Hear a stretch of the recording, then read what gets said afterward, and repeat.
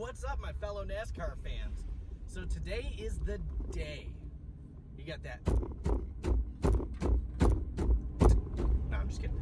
So today is the day. Today is the cut line. It is make it or break it. Either you rise up as a rising star or you get shot down in flames. Crash and burn. Yeah, crash and burn is actually a pretty good analogy. I mean, it is Daytona. We've seen it before.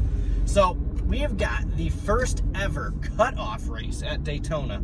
The cutoff race going into the playoffs, might I add. So you'll probably see a lot of very, very desperate drivers doing some things that you may not see happen otherwise. You know, if it was Charlotte or Richmond or something like that. But before we get into the video, I just want to thank everybody who supports the channel, all those who follow me and subscribe. Also want to point out, I got a ton of views over the last month or so. I really appreciate it, guys, but only, I think it went down to about 11 or 12% of my views come from actual subscribers. So if you guys are watching this, you guys like good NASCAR content, you think I do a good job, please hit the subscribe button. It means a lot to me, it means a lot to the channel. And hit that bell icon, get notified when I do more videos here. So anyway, back to the point. So you've got, man, I think I lost my my note card here. So you've got a pretty big storyline going into Daytona, and that is 7-time champion, 80+ win Jimmie Johnson. Sorry, Michigan roads suck. Is winless, obviously, still, for the last 2.5, going on 3 years now, and that's unheard of for Jimmie Johnson. Ever since the changeover to the Camaro, Jimmie just has not really had what it's taken to drive that car. Or drive it competitively. He's gotten a lot of young talent to compete against over the last couple of years. And that may be why, but it could also be the rise of Kyle Busch, the rise of Martin Truex Jr., the rise of Kevin Harvick. These guys coming to the front and center of NASCAR and winning these races. Man, I keep adjusting this camera, it keeps bouncing. I apologize. So anyways, so he is going into this race 4 points behind the cut line. You've got Clint Boyer above the cut line. He's 57 points, I believe, if I'm not mistaken. Could be a little bit more than that, but either way, he has to start the race and not get a bunch of people winning stages and one guy winning stages and beating him in the race. I mean, it would be really tough to get him out. Then you've got Matt DiBenedetto, who is +9 over the cut line. And, sorry, I'll get out of this bad lane. This lane's not much better. See what I mean?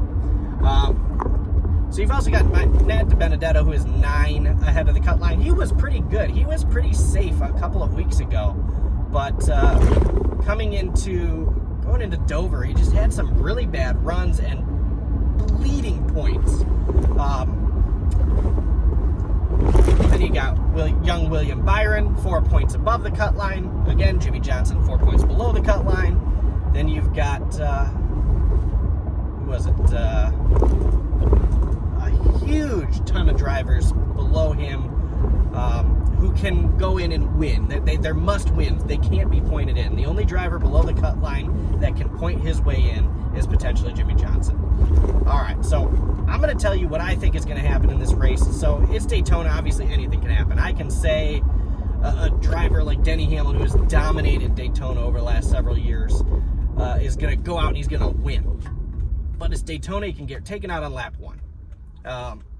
I don't see that happening. I think we've got a very, very good possibility, good chance for a first-time winner or a first-time winner this season. You've got some drivers, like I said at the beginning of the video, they're very, very desperate to go out and get stuck into the playoffs. You've got Kyle Busch, who is winless this season. That's unheard of for Kyle Busch. He typically scores 5, 6, 7, 8 wins a season over the last couple of years. And he's going into this season with 0, or going into this playoff season with 0. So you got a lot of drivers that can potentially be desperate.